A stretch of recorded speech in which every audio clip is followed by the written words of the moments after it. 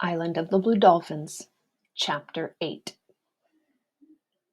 The wind blew strong as we climbed the trail, covering the mesa with sand that sifted around our legs and shut out the sky. Since it was not possible to find our way back, we took shelter among some rocks. We stayed there until night fell. Then the windless Then the wind lessened and the moon came out, and by its light we reached the village. The huts looked like ghosts in the cold night. As we neared them, I heard a strange sound, like that of running feet. I thought that it was a sound made by the wind, but when we came closer, I saw dozens of wild dogs scurrying around through the huts. They ran from us, snarling as they went. The pack must have slunk into the village soon after we left, for it had gorged itself upon the abalone we had not taken. It had gone everywhere searching out food, and Ramo and I had to look hard to find enough for our supper. While we ate beside a small fire, I could hear the dogs on the hill not far away, and through the night their howls came to me on the wind. But when the sun rose and I went out of the hut, the pack trotted off toward its lair, which was at the north side of the island in a large cave. That day we spent gathering food. The wind blew, and the waves crashed against the shore so that we could not go out on the rocks. I gathered gull eggs on the cliff, and Ramo speared a string of small fish in one of the tide pools. He brought them home, walking proudly with the string over his back. He felt that in this way he had made up for the trouble he had caused. With the seeds I had gathered in a ravine, we had a plentiful meal, although I had to cook it on a flat rock. My bowls were at the bottom of the sea. The wild dogs came again that night. Drawn by the scent of fish, they sat on the hill, barking and growling at each other. I could see the light from the fire shining in their eyes. At dawn, they left. The ocean was calm on this day, and we were able to hunt abalone among the rocks. From seaweed, we wove a rough basket, which we filled before the sun was overhead. On the way home, carrying the abalone between us, Ramo and I stopped on the cliff. The air was clear, and we could look far out to sea in the direction the ship had gone. "Will it come back today?" Ramo asked. "It may," I answered him, though I did not think so. "More likely it will come after many suns, for the country where it has gone is far off." Ramo looked up at me. His black eyes shone. "I do not care if the ship never comes," he said. "Why do you say this?" I asked him. Rommel thought, making a hole in the earth with the point of his spear. "Why?" I asked again. "Because I like it here with you," he said. "It is more fun than when the others were here.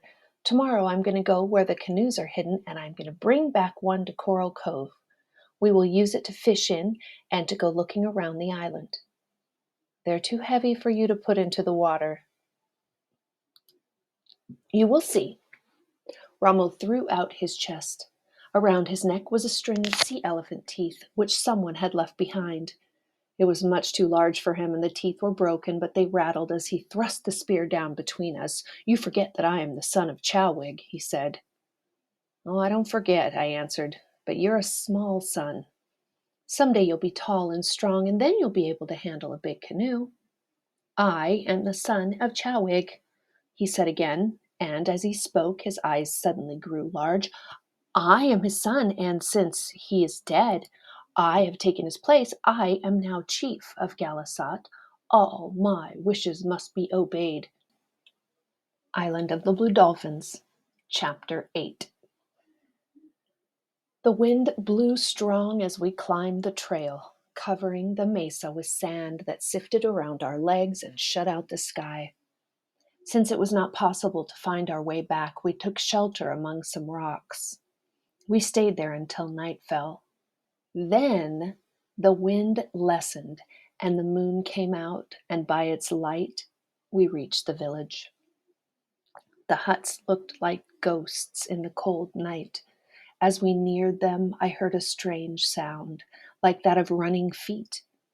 I thought that it was a sound made by the wind, but when we came closer, I saw dozens of wild dogs scurrying around through the huts. They ran from us, snarling as they went. The pack must have slunk into the village soon after we left, for it had gorged itself upon the abalone we had not taken. But first you must become a man, as is the custom, therefore. I will have to whip you with a switch of nettles and then tie you to a red ant hill. Ramo grew pale. He had seen the rights of manhood given in our tribe and remembered them.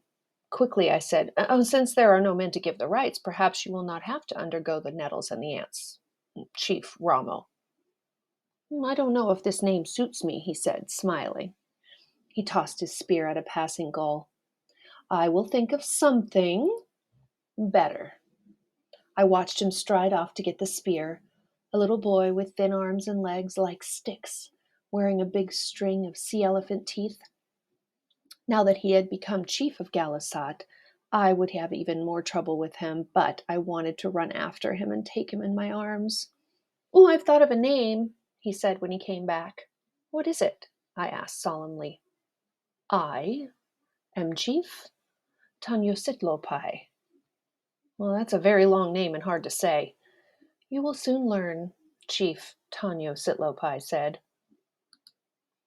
I had no thought of letting Chief Tanyositlopai go alone to the place where the canoes were hidden, but the next morning when I awoke, I found that Ramo was not in the hut.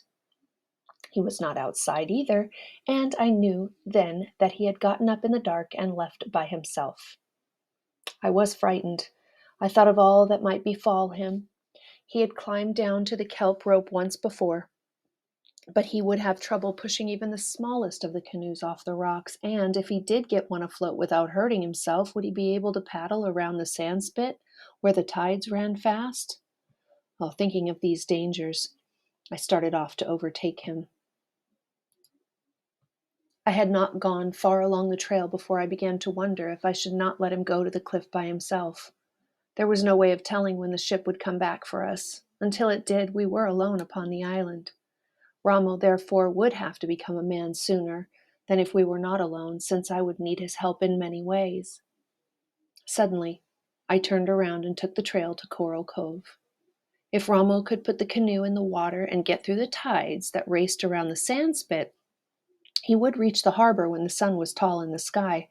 I would be waiting on the beach, for what was the fun of a voyage if no one were there to greet him? I put Ramo out of my mind as I searched the rocks for mussels. I thought of the food we would need to gather and how to best protect it from the wild dogs when we were not in the village.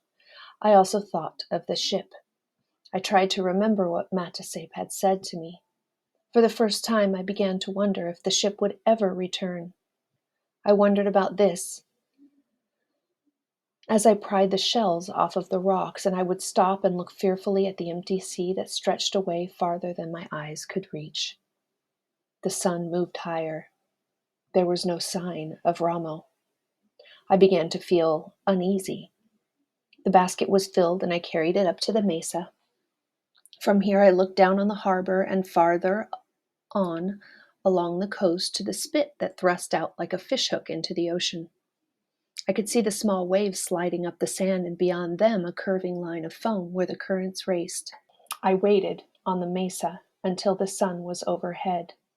Then I hurried back to the village, hoping that Ramo might have come back while I was gone. The hut was empty. Quickly, I dug a hole for the shellfish, rolled a heavy stone over the opening to protect them from the wild dogs, and started off toward the south part of the island. 2 trails led there, one on each side of a long sand dune. Ramo was not on the trail I was traveling, and thinking that he might be coming back out of sight along the other one, I called to him as I ran. I heard no answer, but I did hear, far off, the barking of dogs. The barking grew louder as I came closer to the cliff. It would die away, and after a short silence start up again. The sound came from the opposite side of the dunes, and leaving the trail, I climbed upward through the sand to its top. A short distance beyond the dune, near the cliff, I saw the pack of wild dogs. There were many of them, and they were moving around in a circle. In the middle of the circle was Ramo. He was lying on his back and had a deep wound in his throat. He lay very still. When I picked him up, I knew that he was dead. There were other wounds on his body from the teeth of the wild dogs. He had been dead a long time, and from his footsteps on the earth, I could see that he had never reached the cliff. 2 dogs lay on the ground not far from him, and in the side of one of them was his broken spear. I carried Rommel back to the village, reaching it when the sun was far down. The dogs followed me all the way, but when I had laid him down in the hut and came out with a club in my hand, they trotted off to a low hill. A big gray dog with long curling hair and yellow eyes was their leader, and he went last. It was growing dark, but I followed them up the hill. Slowly they retreated in front of me, not making a sound. I followed them across 2 hills and a small valley to a 3rd hill whose face was a ledge of rock. At one end of the ledge was a cave. One by one the dogs went into it. The mouth of the cave was too wide and high to fill with rocks. I gathered brush and made a fire, thinking that I would push it back into the cave. Through the night I would feed it and push it farther and farther back, but there was not enough brush for this. When the moon rose, I left the cave and went off through the valley and over 3 hills to my home. All night I sat there with the body of my brother and did not sleep. I vowed that someday I would go back and kill the wild dogs in that cave. I would kill all of them. I thought of how I would do it, but mostly I thought of Ramo, my brother.